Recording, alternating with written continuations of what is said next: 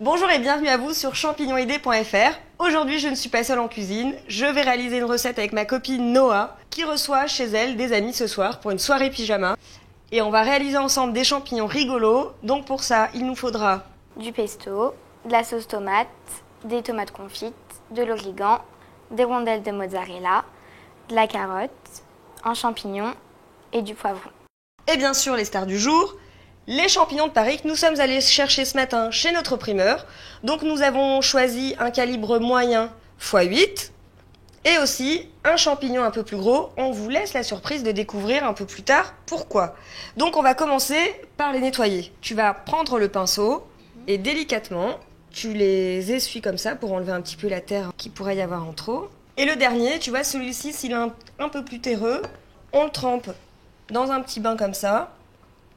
Et on l'estompe avec du papier absorbant.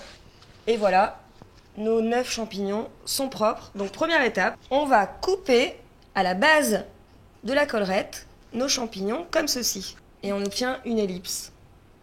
Alors à toi de jouer. Bravo mademoiselle. Alors nos champignons sont prêts. Tu vas juste m'aider à les mettre dans ce petit plat. Et on va attaquer la décoration puisqu'on a des petits éléments décoratifs pour notre recette. Alors voilà, on est en train de préparer ce petit champignon qu'on avait mis de côté.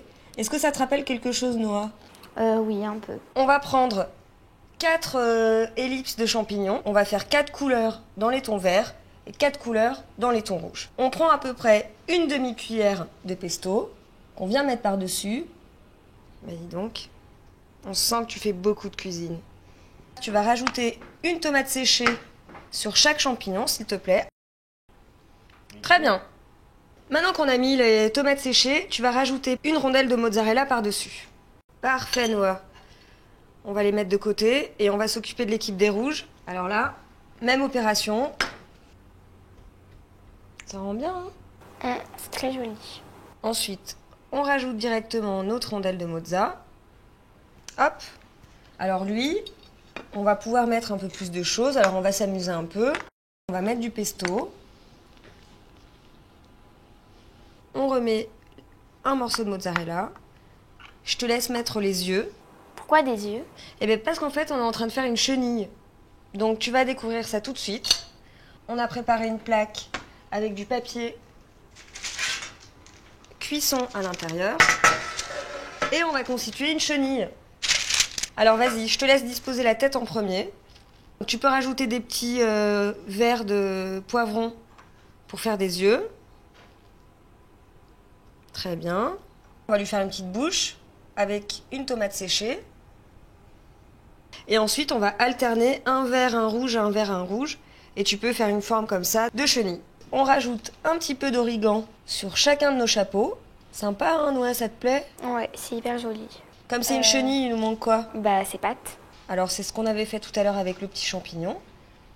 Donc, tu peux les rajouter. On avait préparé aussi, t'as vu, des petites lamelles avec du poivron vert.